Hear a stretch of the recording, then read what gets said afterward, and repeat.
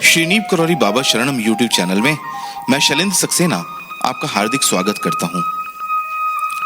परम पूज्य गुरुदेव श्री नीप करौरी बाबा जी महाराज की निर्वाण यात्रा के संदर्भ में दूसरे भाग की प्रस्तुति में आपका स्वागत है। इसी प्रकार 9 सितंबर भी आ गया, जिस दिन बाबा को यात्रा आरंभ करनी थी। आश्रम वासियों को आपके प्रातःकालिक दर्शन बड़ी प्रसन्न मुद्रा में हुए। श्री मां को इस दर्शन में आपने अनेक प्रिय भक्तों का, जो वहां उपस्थित न थे, संक्षिप्त पर पूर्ण परिचय दिया। धीरे धीरे दर्शनार्थियों की भीड़ बढ़ती गई। विदेशी लोग नित्य की भांति आपकी कुटिया के बाहर ध्यानावस्थित हो भावपूर्ण कीर्तन करने लगे और कुटिया में दर्शनार्थियों का तांता बंधा था। बाबा सबसे हंसते हुए बड़े प्रेम से बातें करते रहे। सभी आगंतुक आपके दर्शन से संतुष्ट थे और अपने को कृतार्थ समझ रहे थे। अपने कीर्तन को विश्राम देने के लिए विदेशी लोग बीच बीच में बाबा की जयकार बोल रहे थे। एक बार ऐसी जयकार को सुनकर बाबा अपनी कुटिया में बोल उठे, नीप करौरी मर गया।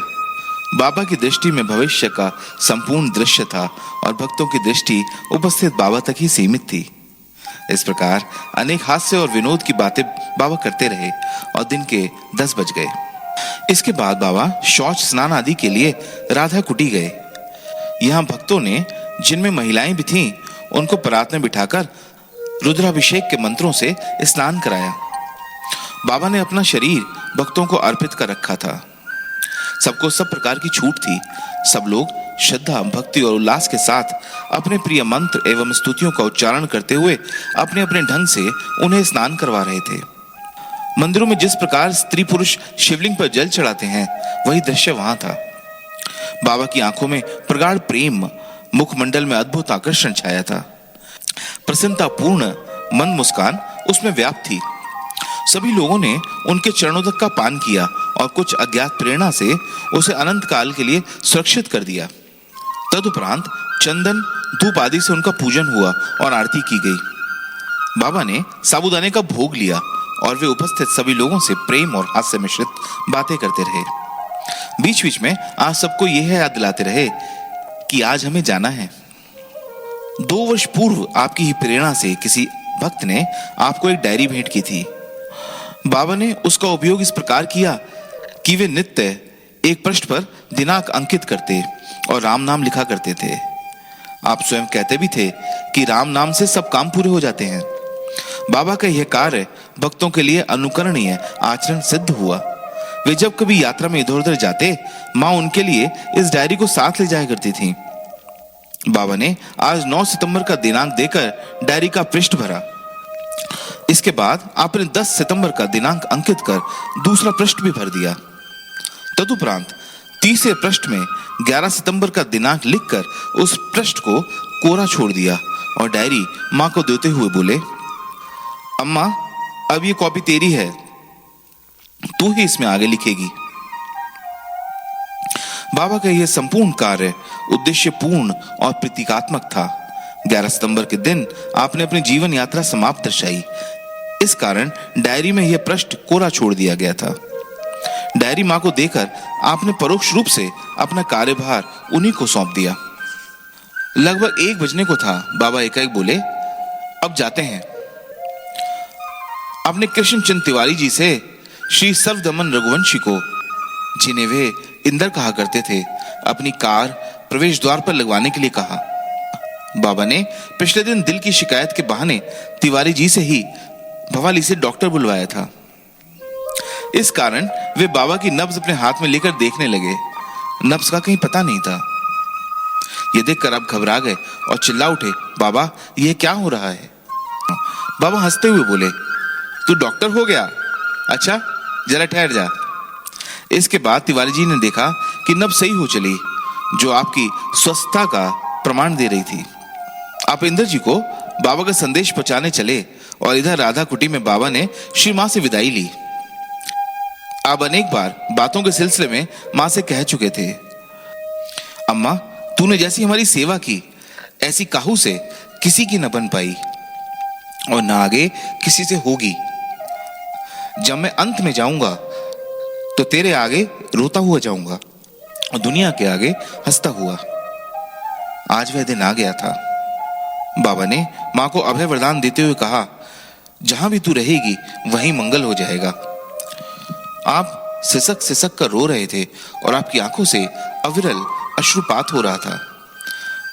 जब मां ने आपके साथ चलने का आग्रह किया तो आप बोले, हम अपने एक भक्त डॉक्टर के पास आगरा जा रहे हैं। वह हमारी बड़ी सेवा करेगा और अमेरिका से आई अपनी नई मशीन से हमारी जांच भी करेगा। हम उसे दिखाकर दूसरे दिन वापस आएंगे। मां को आश्वासन देते हुए आप बोले, जरूरत होगी तो तार कर देंगे, तुम अपने पुत्र रमेश के साथ आ जाना। बाबा की प्रत्येक बात अक्षरशः सत्य घटित हुई। अस्तु, मां से विदा लेकर जो ही आप राधा कुटी से बाहर आए, आपको दो व्यक्तियों ने प्रणाम किया। बाबा इन लोगों का हाथ पकड़कर हंसते बोलते हनुमान मंदिर की ओर चल पड़े। उस समय वहां मंदिर परिसर में उपस्थित लोग दौड़ते हुए आए और आपके चरणों में नतमस्तक हुए। कुछ लोग आपके दाएं या बाएं और अन्य लोग पीछे पीछे चले जा रहे थे। बाबा कहते जा रहे थे, आज हम सेंट्रल जेल से रिहा हो रहे हैं। प्रेमपूर्ण मुद्रा में कही गई बाबा की यह सार गर्भित बात उस समय केवल हास्य रूप में ग्रहण की गई। पहले जब कभी बाबा किसी स्थान को छोड़कर जाते तो उनका व्यवहार अपने परिकरों के प्रति ऐसा उदासीन हो जाता कि वे उनकी ओर पीछे मुड़कर देखते तक नहीं थे। आज आपका यह अभूतपूर्व व्यवहार स्वतः सब लोगों को उनकी ओर आकर्षित किए हुए था।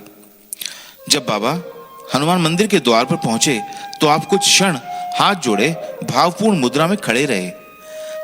यह दूसरी बार इस प्रकार का नमन था। पहली बार आपने ऐसा नमन वर्षों पूर्व तब किया था जब हनुमान जी की स्थापना हुई थी। यहीं पर बाबा का कंबल, जो आपका ही प्रतीक था, आपके कंधों से जमीन पर गिर गया। लोगों ने तुरंत उसे उठाया और बाबा को उड़ा दिया, यद्यपि वे चाहते नहीं थे। कंबल का इस प्रकार गिरना अपने आप में आगामी दुखद घटना का स्पष्ट संकेत था, पर उस विदाई के समय इस और किसी का ध्यान नहीं गया। इसके बाद वे लक्ष्मी नारायण और शिव मंदिरों के दर्शन कर थोड़ी देर वहां मौन खड़े रहे और इधर उधर देखते रहे। फिर जल्दी जल्दी कदम बढ़ाते हुए प्रवेश द्वार की ओर चल दिए। वहां एक भक्त ने अंतिम बार आपका छाया चित्र लिया और यहीं पर दोबारा आपका कंबल बदन से गिर गया। भक्तों ने उसे उठाकर उन्हें उड़ाना चाहा, पर वे इसके लिए तैयार नहीं हुए। वह कंबल तहकर उनकी कार में रख दिया गया। कार में बैठने के पूर्व बाबा ने आश्रम के भंडारे को बंद करने का आदेश दिया और प्रबंधकों से दर्शनार्थ आई हुई माइयों के घर जाने की व्यवस्था करने को कहा। अनेक भक्त उनके साथ जाने की अनुमति मांगने लगे, पर बाबा ने केवल रवि खन्ना नाम के एक युवक को, जो कि कुछ ही समय पहले से आपकी सेवा में आया था, कार में बैठने को कहा। अंतिम यात्रा में जो थोड़ी सेवा रवि खन्ना से बन पाई, इससे उनका भाग्य खुल गया। बाबा की ऐसी कृपा हुई कि उनके विदेशी भक्तों ने खन्ना जी को अमेरिका में सुव्यवस्थित कर वहीं का नागरिक बनवा दिया। अस्तु, जब बाबा कार में बैठ गए तो सभी लोगों ने अंतिम बार उनका चरण स्पर्श किया। कार चलने को थी। एक बूढ़ी महिला, जिसे बाबा कचौड़ी माई नाम से संबोधित किया करते थे, 8 किलोमीटर दूर भवाली से पैदल चलकर समय पर वहां आ गई। उसने बाबा के चरणों में अपना सिर रख दिया और फिर उसे सुध ही न रही। आप कुछ देर मौन बैठे रहे और फिर बोले, माई, हम तेरी इंतजार में थे। संभवतः बाबा इस बुढ़िया के लिए ही विलंब कर रहे थे। आप किसी को भी निराश नहीं करना चाहते थे। बाबा के जाते ही आश्रम की उस भीड़ भाड़ और चहल पहल में एक अभूतपूर्व निस्तब्धता और उदासी छा गई। सभी लोग एकाएक एकांत प्रिय और मौन हो उठे। कुछ लोग अपने घरों को जाने की तैयारी करने लगे, अन्य अपने कक्षों में या इधर उधर जा बैठे। केवल यज्ञशाला में मजदूर कार्य कर रहे थे और 2 बीमार अपने तख्तों पर सोए पड़े थे। जिस समय बाबा की अनुमति पाकर इंद्र जी ने कार चलाई, उसी समय मौन आकाश में वृहत इंद्रधनुष अपने समस्त रंगों में दीप्यमान हो रहा था। कार से काठगोदाम रेल के स्टेशन पहुंचने तक लगभग 1.5 घंटे यह यथावत बना रहा। बाबा की दृष्टि इस पर थी और वे भगवान की इस सुंदर कृति की प्रशंसा करते जा रहे थे। इंद्र जी को ध्यान दिला रहे थे कि मनुष्य ऐसी सुंदर रचना कभी नहीं कर सकता। रास्ते में बाबा आपसे भाग्य और भविष्य की अनिश्चितता पर भी बातें करते रहे। गाड़ी चलाते हुए इंदर जी की दृष्टि एकाएक बगल में बैठे बाबा के चरणों पर पड़ी। आप मन ही मन घबरा उठे यह देखकर कि उनके चरण लगभग 1.5 फुट लंबे हो चले थे। पर काठगोदाम पहुंचने पर वे पूर्ववत हो गए। कार से उतरकर बाबा रवि खन्ना के साथ आगरा फोर्ट एक्सप्रेस गाड़ी में बैठ गए। इंदर जी ने उनके साथ जाने की अनुमति मांगी, पर बाबा ने उन्हें प्रेम से समझाते हुए कहा, तूने आज यज्ञशाला की छत तैयार करवानी है, हम तुझे जल्द बुलाएंगे। जिस प्रकार राम जी को छोड़कर सुमंत अयोध्या लौटे, उसी प्रकार इंदर जी अपनी खाली कार में सूर्यास्त के बाद अंधेरे में आश्रम पहुंचे। उस रात बाबा गाड़ी में रवि खन्ना से बातें करते रहे। श्री मां ने उनके लिए थर्मस में दूध और बाल्टी में गंगा जल रखा था। खन्ना ने बाबा को दूध पिलाना चाहा, पर उन्होंने उसकी बात नहीं मानी। वह बहुत देर तक आग्रह करता रहा। अंत में उन्हें मजबूर करने की गरज से थर्मस का दूध गिलास में पलटने लगा। बाबा उसकी ओर देखकर मुस्कुरा रहे थे। गिलास में पलटने पर उसने देखा कि दूध खराब हो गया था और पीने योग्य नहीं था। तभी वह समझ गया कि बाबा क्यों मना कर रहे थे। बाबा ने थर्मस बाहर फेंक देने को कहा, पर खन्ना को ऐसा करना उचित न जान पड़ा। बाबा ने अपने हाथ से थर्मस गाड़ी से बाहर फेंक दिया और खन्ना से बोले, मोह नहीं करना चाहिए। इसके बाद आप उससे विभिन्न लोगों और विषयों के संबंध में बातें करते रहे और अंत में अपने बारे में कहने लगे, हम धर्म प्रचार और प्रसार के लिए आए हैं। दूसरे दिन 10 सितंबर के प्रातःकाल आगरा स्टेशन में बाबा ने पुल से होकर जाना पसंद नहीं किया। वे रेल की पटरियों को कूदते फांदते पार कर गए और स्टेशन के बाहर चले आए। यहीं से आप 6 बजे श्री जगमोहन शर्मा के घर पहुंचे। शर्मा जी ने बाबा का स्वागत किया। आप बताते हैं कि बाबा के पास उसी रात काठगोदाम वापस जाने वाली गाड़ी के टिकट थे। बाबा ने यहां नाई बुलवाकर अपनी दाढ़ी और बाल साफ करवा लिए। आपने केवल रामदाने का भोग स्वीकार किया और बोले, अब अन्न फल आदि में शक्ति कम हो गई है, रामदाना बनाओ, वही खाएंगे। आप शर्मा जी से कहने लगे, अब बुरा समय आ रहा है, बड़े बड़े मकानों में मत रहना, बहुत लूट मार काट होगी, छोटे मकान में रहना। इसी प्रकार वे दिन भर बातें करते रहे। शर्मा जी के पिताजी से आप बोले, जब शरीर बूढ़ा हो जाता है तो काम का नहीं रह जाता, उसका मोह छोड़ देना चाहिए। बाबा बड़ी प्रसन्न मुद्रा में थे। उनका रुख देखकर शर्मा जी की सास ने उनसे पूछा कि आप वही बाबा हैं जिन्होंने एक बार रेल रोक दी थी। इस पर बाबा बहुत हंसे और कहने लगे, क्या तुझे भी ये बात मालूम हो गई? यहां से कुछ समय के लिए बाबा अपने भक्त डॉक्टर माथुर दिल के रोग के विशेषज्ञ के पास गए। आपने उन्हें दिल की शिकायत बताई और जांच करने को कहा। डॉक्टर ने तुरंत आपका कार्डियोग्राम लिया और आपको स्वस्थ पाया। उसने कहा कि बुढ़ापे में खून कुछ गाढ़ा हो जाता है, जिससे इस अवस्था में घबराहट पैदा हो जाती है। उसने एक दवा की गोलियां बहुत मात्रा में भेंट की और कहा कि समय समय पर इनके सेवन से घबराहट नहीं होने पाएगी। बाबा अपनी बात में अड़े रहे और बोले, तू गलत कहता है, हमें दिल की बीमारी है। डॉक्टर बोला, मेरे पास अमेरिका से आई एक नई मशीन है, यह झूठ नहीं बताती। महाराज जी ने कहा, तेरी मशीन भगवान है जो झूठी नहीं हो सकती। आपने डॉक्टर की दी हुई दवा को रख लिया, पर उसका सेवन नहीं किया। आपका डॉक्टर के पास जाकर अपनी जांच कराने का अभिप्राय इसके अतिरिक्त और क्या हो सकता है कि आप कैंची में भक्तों की धारणा को कि आपको दिल की बीमारी है निर्मूल दर्शाना चाहते हो। बाबा को क्या कष्ट था और उन्होंने किसकी बीमारी अपने ऊपर ले रखी थी, कुछ भी निश्चित रूप से नहीं कहा जा सकता। ऐसा अनुमान लगाया जा सकता है कि बाबा ने उन 2 बीमारों का कष्ट अपहरण कर लिया होगा जिनके लिए वे कैंची में अपने को चिंतित दर्शा रहे थे और जिन्हें आश्रम में अचेत छोड़कर वे आगरा चले आए थे, क्योंकि इसके एक दिन बाद ही वे दोनों लोग स्वस्थ हो आश्रम छोड़कर चले गए। आगरा से बाबा ने अपने पुत्र धर्म नारायण जी को भी साथ ले लिया। आप तीनों रात्रि में समय से स्टेशन पहुंच गए। टिकट बाबा के पास पहले से ही थे।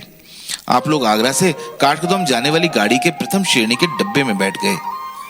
मथुरा स्टेशन आने पर बाबा के आदेश से काठगोदाम की यात्रा स्थगित कर दी गई और सभी वहां उतर गए।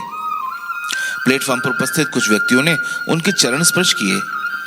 इसके कुछ देर बाद बाबा ने अपनी आंखें बंद कर लीं और उनके शरीर से पसीना छूटने लगा। आपने पानी मांगा और उसे पीकर वृंदावन चलने का आदेश दिया। टैक्सी के प्रबंध होने तक आप अचेत हो गए, अतः आपको सीधे वृंदावन आश्रम न ले जाकर वहां रामकिशन मिशन अस्पताल ले जाया गया। इस अचेतावस्था में आपकी नाक में ऑक्सीजन की नली लगा दी गई और रक्तचाप के यंत्र द्वारा रक्तचाप लेने का विधान किया जा रहा था। बाबा ने एक अंगुली से नाक पर लगी नली को हटा दिया और रक्तचाप के यंत्र को हटाते हुए वे मंद स्वर में बोले, यह सब बेकार है। इसके तुरंत बाद ही आपने 3 बार धीरे धीरे जगदीश नाम का उच्चारण किया और फिर पूर्ववत शांत हो गए। उस समय 11 तारीख आरंभ हो चुकी थी और रात्रि के 1:15 का समय था। इस प्रकार अनंत चतुर्दशी के पर्व में बाबा ने हृदय गति रोककर अपने को अनंत में विलीन कर लिया। महाराज जी की महानिर्वाण यात्रा की लीला वर्णन में यहाँ पर दूसरा भाग समाप्त होता है। मुझे यकीन है कि महाराज जी के श्री चरणों में समर्पित यह महानिर्वाण लीला का वर्णन आपको पसंद आया होगा। कृपया इस वीडियो को लाइक और शेयर करें ताकि ये और गुरु प्रेमी भक्तों को पहुंच सके, और हमारे चैनल को सब्सक्राइब करना न भूलें ताकि हमारी आने वाली वीडियोस आपको समय अनुसार मिलती रहें। जय महाराज जी।